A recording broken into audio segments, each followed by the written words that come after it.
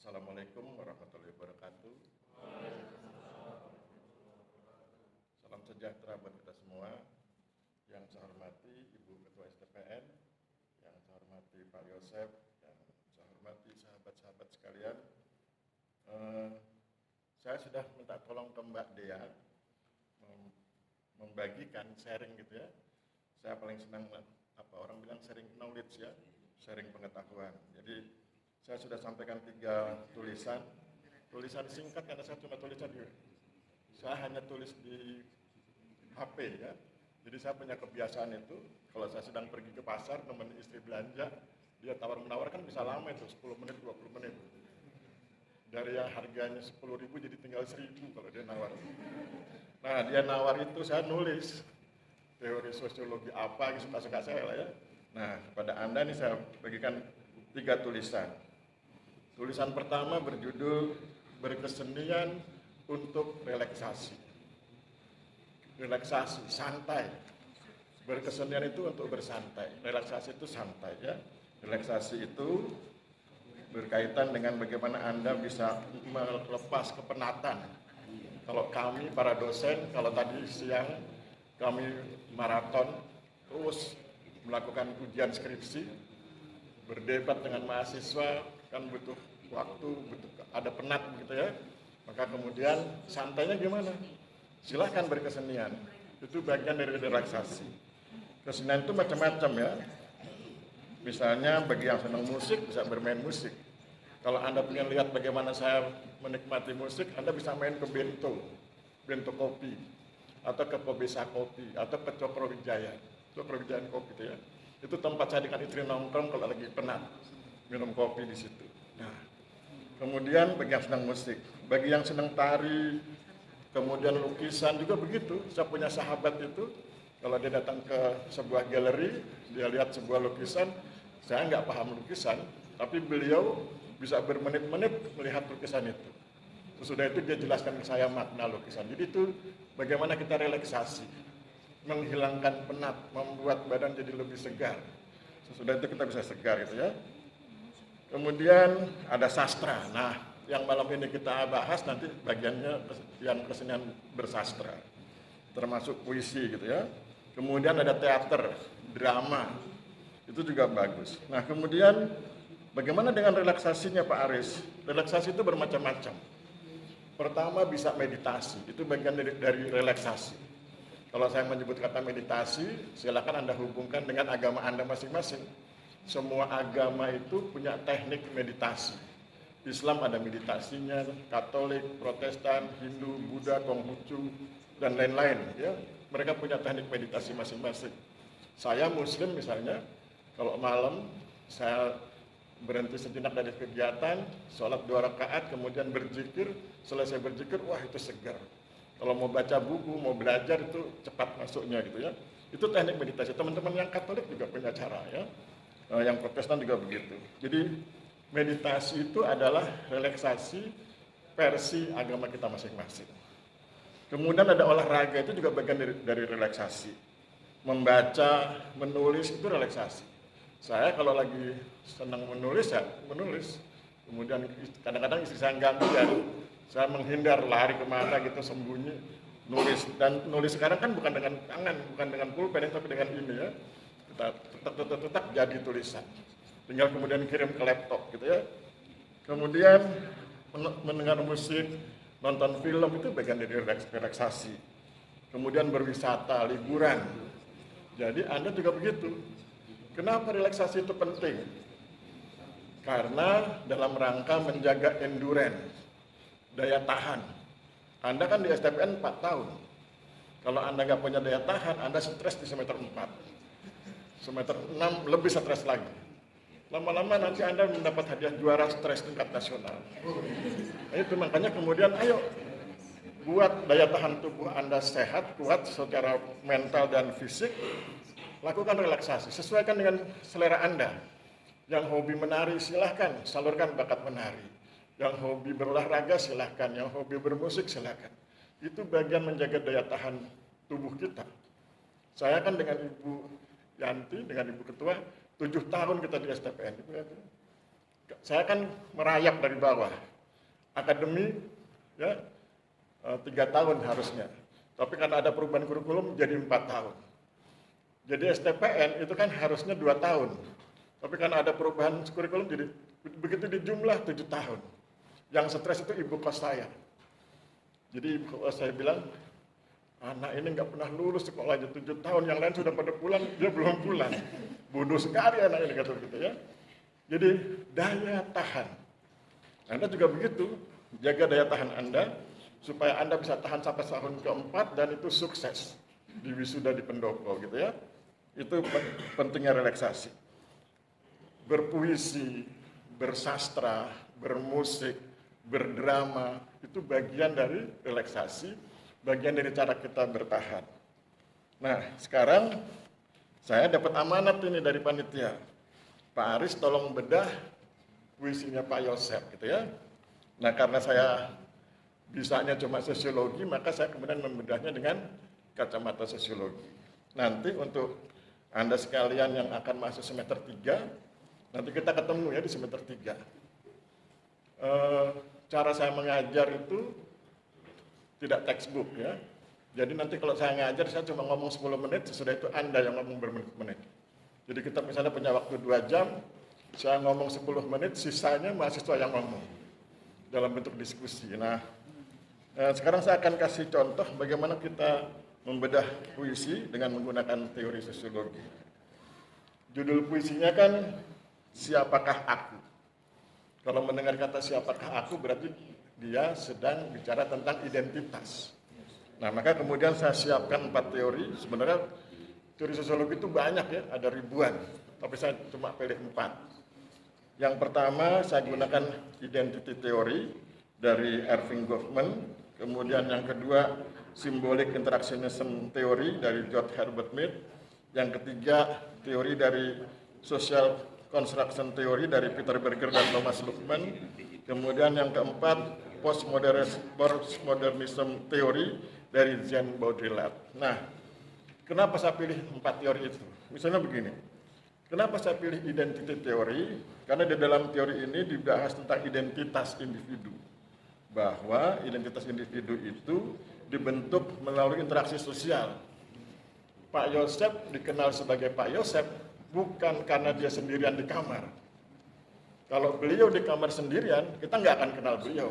Sehebat apapun beliau. Bayangkan Pak Yosep itu hebat, Power Rangers misalnya. Tapi di kamar, nggak ada seorang pun yang tahu. Maka tidak berlaku konsep identitas. Jadi identitas itu dibentuk lewat interaksi sosial. Saya kenal dengan sebagian dari Anda kan karena kita berinteraksi. Kalau nggak berinteraksi, kita nggak kenal, Anda nggak punya identitas di mata saya. Ya, itu teori identitas dari Erving Goffman. Nah, dalam konteks tulisan, dalam konteks puisi ini, maka kalau kita gunakan teori itu, kita tahu bahwa identitas itu bersifat kompleks dan sulit dipahami. Jadi Erving Goffman itu sudah sejak awal bilang, hati-hati dengan identitas karena dia sulit dipahami. Kenapa? Karena dia dinamis. Hari ini beliau senyum, besok pagi mungkin sudah marah-marah. Ketika beliau senyum, Anda bilang, wah Pak Yosep orangnya ramah tamah. Besok pagi dia marah-marah, Anda bilang, orangnya pemarah. 2 identitas yang berbeda pada orang yang sama. Ya. Itu menurut Erving Goffman. Hati-hati dengan identitas karena dia sulit dipahami dan bersifat kompleks. Sekarang kita pindah ke teori yang lain. Kita gunakan teori interaksionisme simbolik dari George Herbert Mead. Beliau bilang bahwa identitas itu punya makna. Ketika Anda bilang Pak Yosep orangnya ramah tamah, kata ramah tamah itu kan konsep makna yang Anda dapat. Oh, ramah. Apa dampaknya? Kalau beliau ramah, berarti Anda lebih, berarti kalau saya datang dia akan senang. Oh, kalau saya minta tolong dia akan senang membantu. Karena ramah. Tetapi ketika kemudian Anda melihat dia marah, dan Anda bilang dia pemarah, maka maknanya menjadi berubah. Ngapain ke Pak Yosep? Hanya sekedar dimarah-marahi. Ya, itu begitu bisa berubah, itu namanya makna. Jadi identitas itu bukan cuma sekedar teks, bukan sekedar Yosep naik heli, bukan sekedar begitu, tapi berkaitan dengan makna. Begitu Anda mendengar kata Yosef Neheli, apa? Baik, ramah tamah, dan seterusnya. Begitu Anda mendengar kata reforma agraria, itu juga bukan sekedar kata-kata. Oh, begitu dengar kata reforma agraria, adil, sejahtera, harmoni. Begitu Anda dengar pengadaan tanah, oh, penyediaan tanah untuk pembangunan. Yang butuh tanah dilayani, yang kemudian punya tanah diberi uang ganti rugi, dan seterusnya. Jadi segala sesuatu itu punya makna, identitas juga punya makna. Ya, tadi saya kasih contoh ya, Anda memaknai beliau sebagai apa, itu terserah bagaimana Anda berinteraksi dengan beliau. Itu tentang identitas dalam perspektif interaksionisme simbolik. Kita geser lagi. Kita gunakan teori social construction theory. Ya, kita gunakan social construction theory dari Peter Berger dan Thomas Luhmann. Dia bilang, identitas itu membentuk realitas sosial, kenyataan sosial. Kalau Anda cuma bilang identitas Pak Yosef Neheli, misalnya ramah, belum ada artinya itu. Kata Pak Yosef Neheli itu ramah kalau kemudian sudah dikaitkan dengan konteks sosial, ada realitas sosialnya. Oh, beliau ramah ketika bla bla bla. Oh, beliau ramah ketika kami ke perpustakaan. Oh, beliau ramah ketika apa gitu. Anda sedang berinteraksi dengan beliau. Jadi identitas itu selalu dikaitkan dengan konteksnya, dan itu kemudian membentuk realitas sosial, membentuk kenyataan sosial, gitu ya. Dan yang terakhir, kita gunakan postmodernism teori dari Baudrillard. Beliau bilang bahwa realitas sosial telah menjadi simulasi yang tidak memiliki hubungan langsung dengan realitas objektif. Jadi ini ada namanya teori postmodernisme. Teori postmodernisme itu bicara tentang suatu masa, dalam terminologi disebut sebagai hiperrealitas, realitas yang hiper, realitas yang melampaui realitas. Misalnya begini, sekarang lagi musim AI itu, Anda sedang kesepian, pacar nggak pernah nelpon misalnya, kiriman terlambat, Anda di kamar tapi Anda punya HP, iseng-iseng Anda ngobrol dengan AI. Lama-lama, sehari, 2 hari, 3 hari, sebulan Anda menganggap AI-nya itu nyata, padahal kan itu palsu. Itu kan hanya mesin. Sampai kemudian coba Anda cek di Facebook, ada orang yang menikah dengan AI. Saking cintanya sama AI-nya, padahal itu bohong, itu mesin. Begitu dimatikan klik, selesai, tamat riwayatnya. Itu yang disebut sebagai hiperrealitas, kenyataan yang melampaui kenyataan. Belum lagi nanti ada konsep yang disebut dengan post-truth, ya, kebenaran palsu. Sesuatu yang tidak benar disampaikan berulang-ulang sampai kita lupa yang benar sebenarnya, sehingga kemudian kita menganggap kebenaran palsu itu sebagai kebenaran. Itu dinamika postmodernisme, dinamika modern saat ini, dan itu harus Anda waspadai. Nah, identitas juga bisa begitu. Identitas itu, misalnya begini, Pak Yosef itu sebetulnya orangnya ramah, ya misalnya. Tapi kemudian sekali waktu ada seorang sahabat yang melihat pas dia marah. Anggaplah itu kalau dipakai persen, ramahnya 99%, marahnya 1%. Mungkin hari itu dia pas lupa sarapan gitu ya. Nah, maka kemudian Anda bilang, Pak Yosef pemarah. Hari pertama nggak ada masalah, terus disebarluaskan. Sampai hari kesekian, lama-lama, oh benar tuh Pak Yosef pemarah. Lama-lama orang percaya bahwa beliau pemarah. Padahal kan itu palsu. Aslinya kan ramah. Marahnya kan karena hanya lupa sarapan. Begitu sarapannya selesai kan ramah lagi ya. Nah, itu yang disebut sebagai postmodernisme. Nah, apa manfaatnya kita berdiskusi seperti ini? Manfaatnya adalah Anda sebagai mahasiswa harus siap bahwa identitas Anda itu harus dijaga dengan baik. Identitas itu kalau dalam bahasa kekinian, dalam bahasa marketing misalnya, itu disebut brand. Setiap kita punya brand. Anda bisa lihat misalnya bagaimana brand saya, bagaimana brandnya Pak Yosef, tadi saya sudah kasih contoh brandnya misalnya ramah gitu ya. Itu brand. Nah, kita semua punya brand. Sebagai mahasiswa STPN, tentu Anda punya brand. Apa brandnya? Ilmu pertanahan menguasai. Oke? Kemampuan berpikirnya oke, logikanya oke, public speakingnya oke, substansinya oke. Minimal 3 itu. Itu brand Anda. Mahasiswa pertanahan itu menguasai isu pertanahan, menguasai logika pertanahan, dan bisa bicara tentang pertanahan. Itu namanya brand, itu identitas. Brand itu dibangun lewat identitas, itu menjadi penting. Nah, baru nanti Anda akan berhadapan dengan interaksi sosial, bagaimana brand Anda itu berhadapan dengan masyarakat, bagaimana brand Anda itu berkaitan dengan kepalsuan, tadi saya bilang hiperrealitas, post-truth, itu yang kemudian menjadi penting buat Anda. Nah, itu kira-kira pentingnya diskusi kita hari ini. Saya tidak akan masuk ke wilayah yang bersifat sastra yang unik misalnya, nanti terlalu dalam gitu.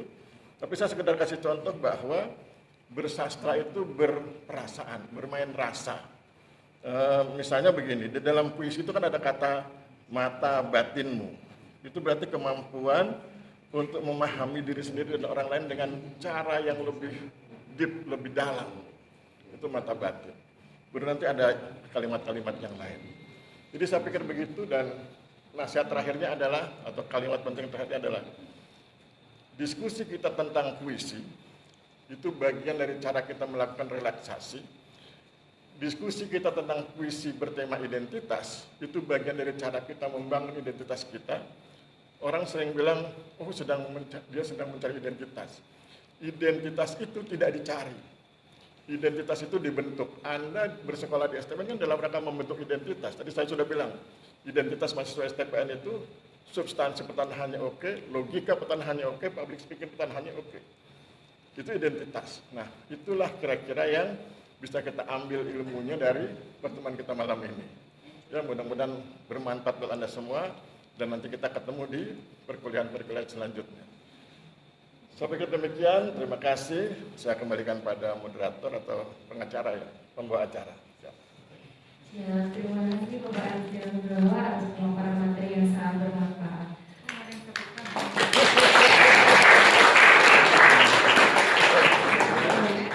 Selanjutnya, sambutan dari Ibu Ketua Strategi Pertahanan Nasional kepada Ibu Sri Aman PDH SHMKM sudah dapat dipersilakan.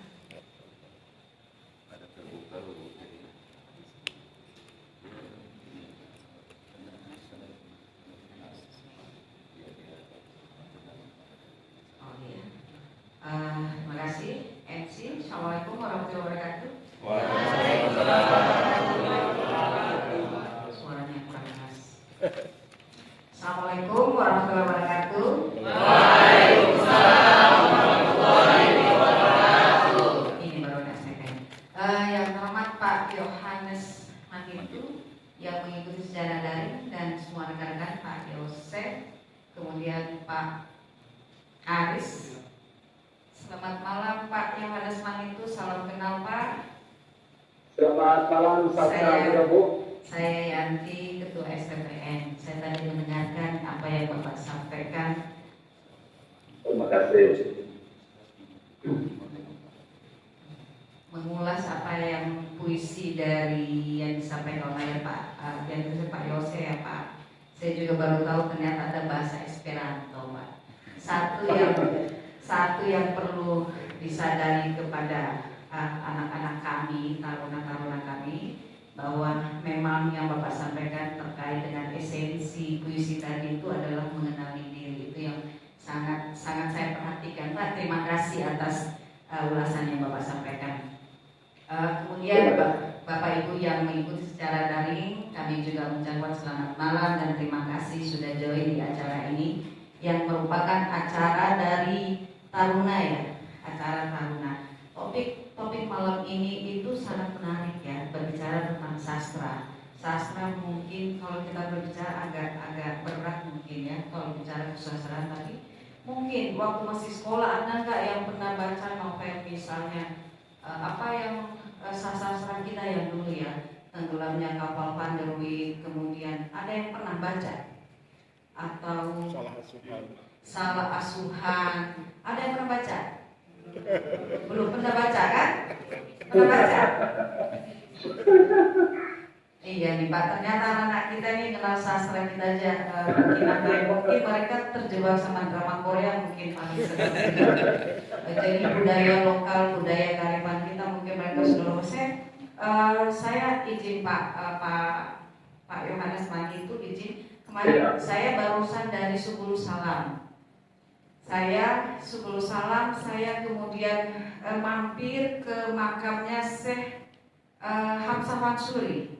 Oh iya. Ya, luar biasa. ya saya di sana, saya membaca syairnya, syair perahu yang disampaikan itu, dan begitu dalam kemudian menggugah empati saya langsung mengingat juga anak-anak saya di sini SMP, mereka pernah baca nggak yang itu? Bahkan mereka mungkin nggak kenal siapa itu Hamzah Mansuri itu kan? Nggak ada yang tahu kan? Nggak ada yang tahu. Nggak ada yang tahu, nanti lah. Kita kasih tugas nanti nih Pak. Nanti kita kasih tugas ini dengan Pak Yosef, Pak Aris ini, kita kasih tugas bagaimana anak ini kemudian bisa mengasah empati itu dari sastra. Setahu saya seperti itu, yang mengasah empati, semuanya bisa mengenal, kemudian juga bisa memahami orang lain itu dari cara, kemudian juga fantasinya itu dari sastra juga yang bisa berkembang. Sampai suka baca novel. Baca novel itu bagus, jangan mengatakan bahwa itu karena novel itu setiap bacaan tulisan itu pasti akan beda, fantasi semuanya. Setiap orang baca pasti akan beda gitu ya, pasti akan beda. Jadi kita nanti akan saya sangat mendukung apa yang dilakukan oleh Pak Yose sama Pak Aris di sini terkait dengan gerakan literasi itu akan kita aktifkan. Jadi saya juga bermimpi bahwa nanti kemudian anak-anak karena lewat itu tidak cuma bawa handphone tetapi membawa buku. Kita akan wajibkan di perpustakaan mereka harus membaca sastra. Membaca sastra ya, tidak usah yang berat-berat. Kalau yang berat-berat kan kita ada ya yang berat-berat juga, yang bahasa-bahasa asing kan banyak sastra yang di perpustakaan. Tetapi yang ringan-ringan dulu saja. Izin Pak Yohanes Mandi itu tadi terkait dengan kenali dirimu itu, saya izin membacakan syair. Ada berapa bait yang syair dari syair perahu dari Hamzah Mansuri, kalau tidak keberatan ya. Boleh. Silakan Bu. Saya mau izin. Boleh Bu. Izin. Ini maksud saya buat anak-anak ini loh. Kayaknya bagus sekali karena artinya sangat dalam. Ini saya Melayu Aceh yang ininya ya. Jadi kayaknya kata-kata ini mungkin jarang yang kita dapatkan. Ini ada berapa bait aja yang singkat saya bacakan ya. Silakan diartikan. Inilah gerangan suatu mada, mengarangkan syair terlalu indah, membetuli jalan tempat berpindah. Di sanalah itikat diperbetuli sudah. Wahai muda, kenali dirimu, ialah perahu tamsil tubuhmu. Tiadalah berapa lama hidupmu, ke akhirat jua kekal diam. Hai muda ahli budiman, hasilkan kemudi dengan pedoman. Alat perahumu jua kerjakan, itulah jalan membetuli insan. Ini saya cuma baca 3 bait. Saya cuma baca 3 bait ya, itu artinya itu dalam. Bisa jadi kita bicara, itu tadi disampaikan sama Pak Aris bahwa itu artinya macam-macam. Perahu kita bisa jadikan sarana alat atau kemudian juga pelabuhan itu tujuan kita, semuanya bisa seperti itu. Kemudian kenali dirimu. Kalau dalam sekarang teori sekarang jenis sekarang itu kita punya strength kita di mana itu kan, kekuatan kita itu kalau kita mau memahami lebih dalam. Tetapi saya terima kasih Pak Yosef, Pak Aris dengan kegiatan acara ini. Mudah-mudahan kedepannya anak-anak kita bisa lebih memahami, bisa mengerti sastra ya, dan bisa memahami diri sendiri, bisa lebih berempati kepada yang lain, karena itu mendidik kita untuk empati. Sekali lagi Pak Yohanes Mandi itu terima kasih Pak atas Sama-sama Bu. ya, terima kasih sekali lagi Pak. Next time mudah-mudahan kapan ada kita waktu ketemu secara langsung ya Pak, tidak hanya lewat daring. Nanti Pak Yosef sekali-sekali ya Pak Yosef mungkin bisa kita undang di sini atau gimana. Oh sudah pernah ya Pak? Aduh mohon maaf, saya waktu itu pernah di sini Pak. Pernah Bu, sudah pernah. Ya, terima kasih Pak sekali lagi, terima kasih. Saya kira itu aja ya. Saya izin. Saya izin sekali, terima kasih. Silakan dilanjut. Terima kasih. Assalamualaikum warahmatullahi wabarakatuh.